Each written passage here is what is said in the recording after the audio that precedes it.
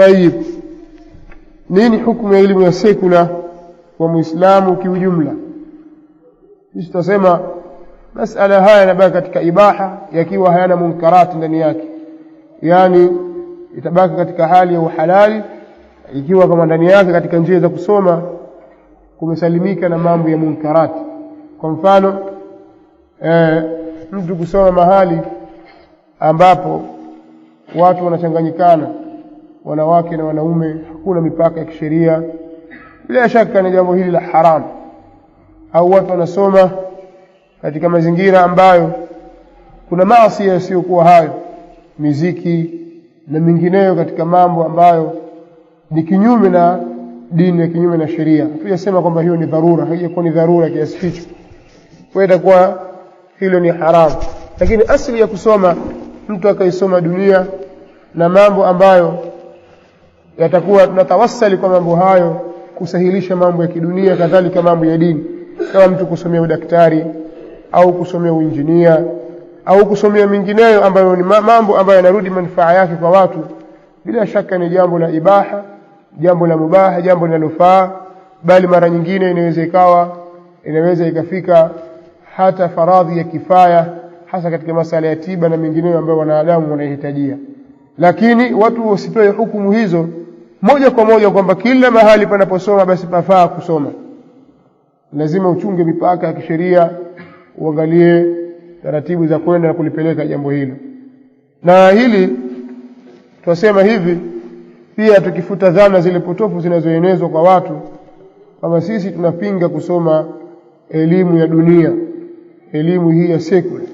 Sisi hatupingi ilmu kama ilmu yenyewe, tunapinga mambo mengine ambayo yanapatikana katika elimu hiyo, kama watu kusoma katika mazingira ya muharramat, mazingira yamejaa haramu, hujaruhusiwa kufanya hivyo, ni jambo lisilofaa.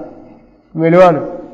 Au pia vile vile sisi tunayapinga baadhi ya mashule yanayowahadaa Waislamu yakaandikwa Islamic seminar, Islamic high school, ikaonekana kwamba ni shule ya Kiislamu, shule ya Waislamu yenye maadili ya Uislamu. Ukiingia katika shule hiyo, Uislamu uko mbali na wao, mbali kabisa, mbali. Masala kama haya kudanganya watu na mengineyo haitajiki ghish. Weka bayani katika mambo yako, weka wazi. Kwa hiyo mazingira kwa kweli ni mabovu katika sehemu nyingi za kusoma, na watu wanasoma katika mazingira mabaya kabisa. Watu wanasihiana, mtu akikubali fabiha wa ni'ma, akikataa basi. Lakini mwambie akhi, mazingira unayosoma ni mazingira mabaya kabisa, tafuta mahali pengine. Na hili lisitushughulishe sisi na dini yetu na ibada zetu mpaka tukavunja mipaka ya kidini, kwa sababu tumeambiwa tu wala tansa nasibaka min ad-dunya. Sisi tumemili kabisa katika dunia, usisahau nasibu yako katika dunia. Kwa hiyo hilo swali linalozungumzwa na watu kwamba hawa wapinga watu wasisome sekula, ni maneno ya kihuni, ya kijuha, yasiyokuwa na mwelekeo. Sisi tunazungumza kitu kingine, na kama vile tunavyowaambia watu kwamba haya maulid na hizi ihtifalati za maulid ni bid'a, kwa sababu hakuzifundisha Mtume sallallahu alaihi wasallam, hazikufundishwa katika Qur'ani wala katika Sunna, wala hakufanya masahaba. Wao wanageuka sema hawa hawampendi Mtume, hawampendi Mtume. Hizi ni lugha za barabarani, maneno ya ushawishi yasiyokuwa na maana, kwa sababu kumpenda Mtume sallallahu alaihi wasallam hakujafungwa katika swala la maulid. Kumpenda Mtume sallallahu alaihi wasallam kumefungamanishwa na suala la kumfuata yeye.